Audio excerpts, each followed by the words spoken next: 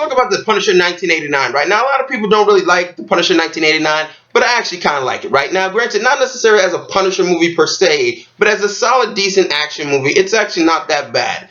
For a Punisher film, it kind of falls a little bit flat, but let's talk about some good things in this movie personally. Like, for one, a lot of people kind of avoid this film mainly because he doesn't have the skull. I know a lot of people I talked to, they was like, I don't want to see it. He doesn't have the skull. Fuck that. Then I'm just like, that's a very dumb fucking reason to actually be like, nah, I don't want to watch this movie because he doesn't have a fucking skull. One, the skull's not going to change shit about the script, not the dialogue, not nothing, not the performances. It's just a fucking skull. Now, granted, is the skull missing and it is a symbolism? Yeah. And it does kind of take a little bit of an effect, and it probably would have added more to the movie. But overall, it wouldn't have really changed what you actually got on film. Now, Dolph Lundgren himself is actually pretty decent as Frank Castle. He's not the best one as from what we actually got, but I think he actually had an interesting take on the character, right? He said himself that he thought Frank Castle should have been like an insomniac, somebody that doesn't really sleep much. And I thought that was actually an interesting way to look at the character because, to me personally, Frank doesn't really seem like the type of guy to have sleep. He has a lot of sleepless nights, right? Because he doesn't want to dream about the family that he actually did lose. Because obviously once you close your eyes, it could be a nightmare, it could be a dream, whatever it may be. So that was an interesting way to kind of look at it. And him kind of looking like a zombie or like a dead man walking just with no soul and no remorse. I thought that was also very cool because if you think about it, Frank constantly says that he is dead, right? Once his family died, he died. And I thought that was very interesting because if you look at it like this, if he does look dead, I think that kind of adds to the fact that, he clearly said himself that he is not really here, right? He's almost like just a remorseless soul, pretty much just avenging all these other families from the mafia or whatever. Also, a couple other things that I really did kind of like was that even in all three of these movies, they kind of deal with like Frank's kind of like questionability against God. And here, when he's doing the meditation scene, which is a bit of a negative, the naked meditation, what was that?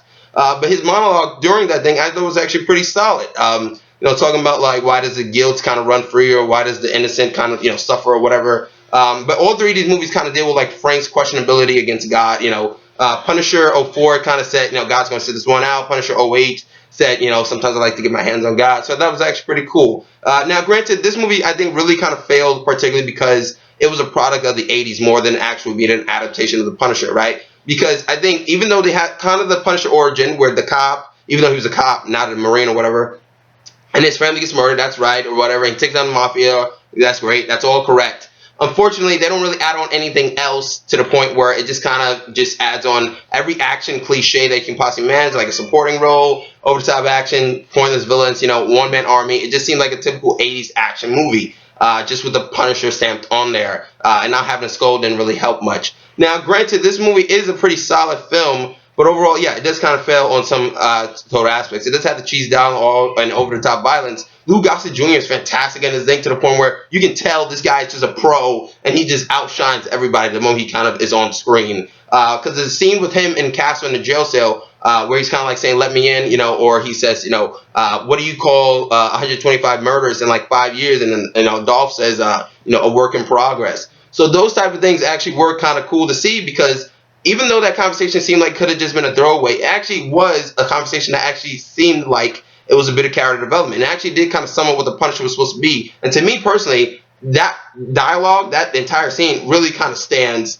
really kind of holds the movie together, to me personally. And it's just one of the best scenes to the point where I'm just like, I wish Lou Gossett Jr. would just like, I wish I would fuck up and Lou Gossett Jr. would just like mentor me to get my fucking act straight. That's what I kind of feel like. But there are some cool action scenes in here. I thought probably, there's better action scenes in here probably than some of the rest of the interpretations of the Punisher, really, to me. The Yakuza, the lady right hand, the blonde woman against Dolph Lundgren, I thought that was a pretty badass fight. It's kind of a little stylistic towards the final battle, whatever. I thought that actually worked out kind of well. Putting not an origin story, I thought that was actually one of the better things because, after back in 1989, it was kind of interesting that they didn't make a Punisher origin, even though they did flashbacks, which I thought actually worked out well. Now, for me personally, it's not that they didn't. It's not that like they shitted on the material of the Punisher, the source material. It's just that they didn't take a full advantage of it, right? Because I was saying this earlier that they just kind of took certain pieces and then just kind of added it on with the '80s action movie, and therefore that's all we really get here. It's just a random,